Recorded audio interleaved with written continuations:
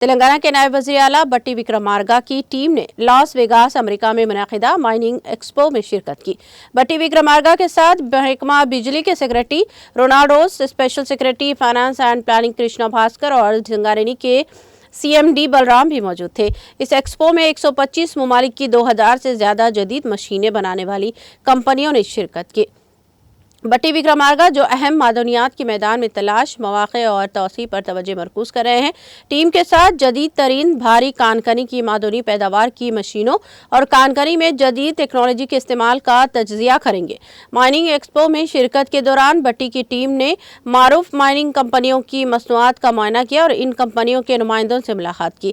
بٹی، جنہوں نے امریکہ کے کئی عہدیداروں کے ساتھ ملاقات کی تھی، نے تلنگانہ میں کان کنی کے میدان میں سرمایہ کاری کے مواقع کی تفصیلات سے واقف کروایا۔